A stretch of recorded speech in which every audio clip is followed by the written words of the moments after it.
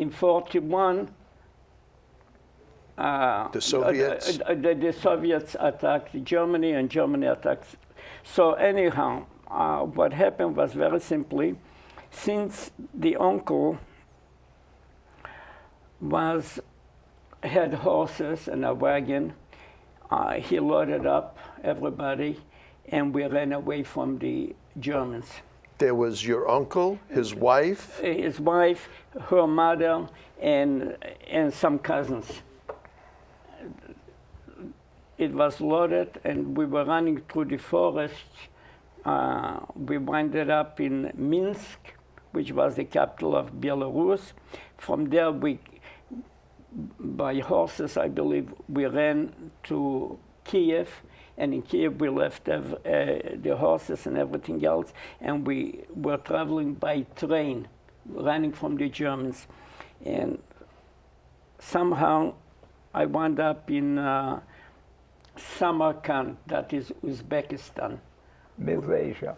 Middle Asia. You have Pakistan and Afghanistan, It's all of the north of- Stan. Just trying to keep one To step keep ahead. ahead of the German of army. The German, and the Germans. How old were you at that time? Okay. In real reality, I do not know my exact age. I don't know if I was born in 1935 or 34. On the legal papers, when I was in touch with the International Refugee Organization, they gave me a date that I was born in 1937.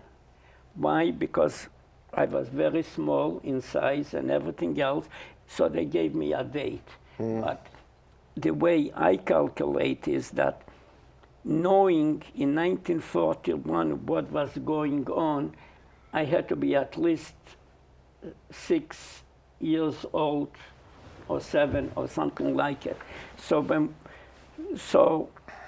like I say, I do not know my exact age. So when we came to Samarkand, my uncle, his wife died, her mother died, everybody died. And Your uncle as well. the uncle as well. And one more note about the uncle. It so happened that that particular uncle was a rebel in his own right. What happened was he did not act like a Jewish person. He had a long mustache, he spoke Russian, he spoke Polish. So he could have passed for... He could have passed, and also he was in cahoots with the Russians. He was more of a Bolshevik, like you said earlier. He was more, his heart was more with the Russians. He could have a glass of vodka better with the Russians than a glass of wine. Brandy with the rabbi. Germans. Yeah, or something, Slivovitz, yes. So basically that's what happened. But when we came to Samarkand, he was not recognized as a Russian patriot. Nobody knew about him or whatever, and he got sick, and the sickness was malaria and typhus. A lot of the refugees that came to Asia became sick. How were you living? Were you living in tents when you stopped? Or, I mean, there weren't hotels that you could check into, no, obviously. there were no hotels. We were running, first we were running by train, and the logistics of it, I don't know how they paid or what or when. Right. I know that at times the German planes bombarded, and then we got up and ran. So when we came to Samarkand, everybody died. And at that time, I was taken away to a, what they would call a Polish children's home. Why a Polish children's home? Because I was what is it? What's the word I'm looking for? Categorized? Categorized as a Polish citizen. Because That's where you came from, Slonim. Right. So they took me in, and I lived in that children's home, let's say from 1942 or whatever until 1945 when the war ended. When the war ended, the Russian government or whoever sent me back to Poland as a Polish citizen. Yeah, that's how you got out of the Soviet Union. Right. Otherwise, you would have stayed there at Alter. That's right. The Poles, they let them back. Right. So when I came back to Poland, I was in a big camp with thousands and thousands of children, survivors. What language did you speak? Did you speak Polish? At that time, Is that how the Russians knew right. and believed that you were Polish? right? No, at that time I spoke Russian more than Polish. Okay. But they knew that we were refugees. They knew that we were not You're from that particular area. citizens of Yeah. of Uzbekistan. So basically speaking, so when we came back, the atmosphere, the Polish atmosphere was very bad to the Jewish people, or whatever they called us Žid, which means you Jew, and They were everything. in Kielce. There was pogroms after Right. the war. Right. After the war, they killed, I think 22 Jews or so were killed who had come back. The issue was whether they want to take the houses back. So basically speaking, at that time, the Jewish underground, the Brechad, oh, you know, the Brechad, the I know the No, story. that was very You good. two have a lot that's in very common. good. The The Brechah Brechad, was an Israeli part of the Jewish Legion. religion, right. Who brought people out from the Eastern Europe to Italy and then illegally to Palestine. Yeah. So basically speaking, southern so at France. night or whenever they snuck in, those guys snuck in, and they would say to me, "The rest Yiddish? Do you speak Yiddish?" So I says, "Yeah." Mama Loshen. Spricht Mama Loshen. Mama Loshen, Mama Mama Loshen. Yiddish, and so they took me away. They saw that.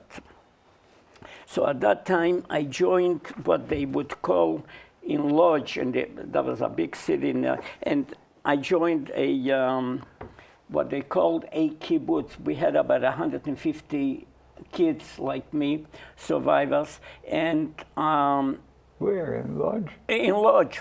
Oh. In Lodz, and I have the picture. Let me find it. This is your book. This is That's quite my book. That is my book. So, anyways, it's quite a story that you tell here. So when I came, that was the this is kibbutz. The kibbutz and all Yeah, the boys yeah. and were they girls as well? No, yeah, there were girls too. Yes, like the oh Red yeah, Army there were boys. uniforms. Oh yeah, Red there Army were, uniforms. Oh yeah, they all wear uniforms. Yeah. And we were singing Arza Alinu, we are going to Israel, and it so happened that we had to run through the Russian zone away from the illegal. Go ahead. No, that reminds me, when Britain didn't let the Jews into Palestine, they made a quiz. Where do you want to go other than Palestine? Right. The answer was crematoria. Yeah, yeah. That's quite an answer. Yes. So basically, The British yeah. were bastards. Yeah, they were bad In fact, yeah. at that time. So basically speaking, So through you them I survived, and I was since 1942 I was a solo. since 42. Did you ever find out I about the rest of the family that you had never- left behind? all about 10 people, because I met somebody here in Dorchester from Slonim. Somehow they survived. He was a partisaner. That means The partisan? Yeah, Guerrilla fighter. in the forest. guerrilla fighter. And he was, nobody survived in Slonim because somehow, and I never came back. I never went back. But I never looked back when I came. after all the travelings, the illegal travelings through Europe, I came to Italy. And in Italy, I was on the way to what we called Palestine at that time, not Israel, to Palestine. Unfortunately or fortunately, I don't know which way, I got sick. And because it was illegal aliyah, they couldn't take me on that little ship or that little boat. So they had to leave you behind? They left me behind, and somehow that was in southern Italy, I was shipped back to Rome. And in Rome there were thousands and thousands of Jewish people, refugees, waiting to go to Palestine, waiting to go to America or to Australia or South Africa, wherever. And at that time, from being a chalutznik, a free thinker, so to say, I wind up, I say I was stolen away by the religious group of people. And you were more or less adopted in a sense I by was adopted by the an Orthodox group? By the Orthodox group, not only Orthodox, but very religious group. No. At that time, at that time was not the Lubavitchers. I think it was before. It was more the Satmar, Hasidim, and Agudat Israel, and all of that. Don't talk to me about the Satmar. No. I'm not going to tell you anything. Anyways, I wind up being under the supervision, so to say, and I became a yeshiva bocher. So they completely molded you. They completely molded me. And created your character as we know it today. Right. Well, way. I mean, anyways, okay. It was very simple. They were not so much for Israel. So right away, the officials there asked me, do I have relatives in America? So I said, sure. I didn't know what. Anyways, to make the story short. But you must have I must have had relatives. All Jews are relatives. All Jews had. It's a good way to look at it. Yes. So I had. Kol Yisrael. Kol Yisrael. So anyway, so I had relatives in America, and the funny part about it is an aunt of mine who came here in the 1920s as a young maiden was reading the forewords. And they had Kreuven gesucht, we are looking for relatives. Yeah. And my name appeared there. Yisrael Milkov is looking for his relatives in the United States. So she remembered that she was a Milko before she was married. And there were 5 of them here in Dorchester. Dorchester at that time was a Flatbush. Okay. Yeah. Anyways. Yeah. It was a Jewish community. Oh, 99% Jewish. You know Dorchester. Yes. Anyways, to make the story short, they got together, and to get me here, they thought they're going to get somebody real. Meanwhile, the yeshiva left for Canada as a group. I remained, and I was supposed to come to the United States. The consulate did not give me the visa, so they said, go to Canada. So I went to Canada. From Canada, the relatives still wanted me, so they shipped me back to Italy. And how old were you at that point? That was in 1949, I came to Canada. So 49, you were about 15 or 15 years old. Yeah, 14, 15 years old, Yeah. so something to that effect. And you were still just a boy. Yeah. And then they shipped me back to Italy. From Italy, You went back to Italy from Canada? From Canada back to Italy. I was supposed to stay there as a tourist, 2 weeks, come back. Meanwhile, I stayed for 3 months there. And finally, I came to the United States. So big things in the United States. Anyways, not to say anything good about it, somehow I wasn't prepared for the relatives because I was not a mishpacha guy, you know. I Yeah, did not, you didn't really I have really family wasn't a family guy. You didn't have a family that you were Right, fortunate right. enough to grow up with. I could not, and then meanwhile, they decided that I should be an all-American boy and do things what is good. And I wasn't that type of a person. I was more Yiddishist than Americanist. So anyways, I enrolled myself into the Hebrew Teachers College at that time, and I stayed with them, and they sent me to Israel. So I studied a year in Israel, and I grew up to be a halber mensch.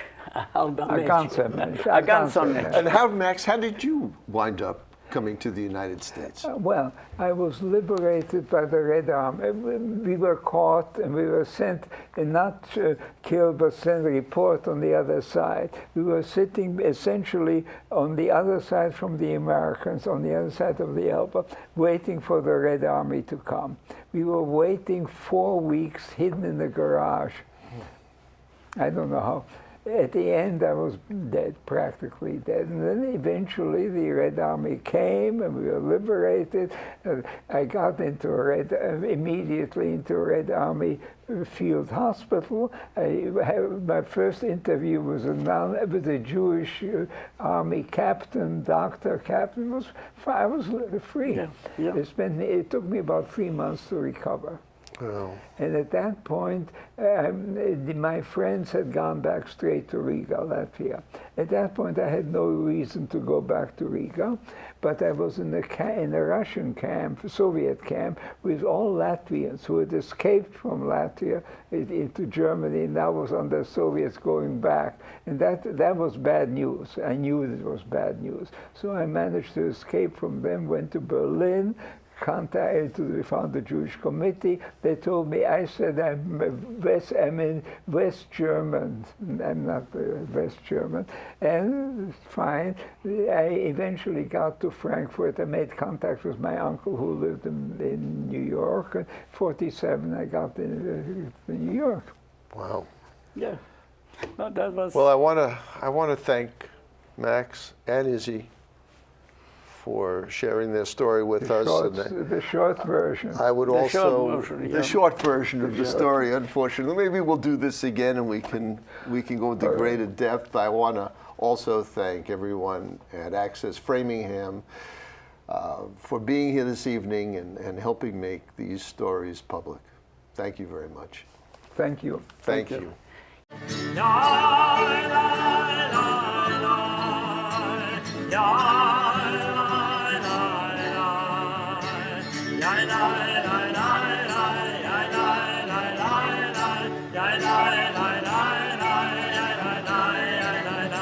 Die, die,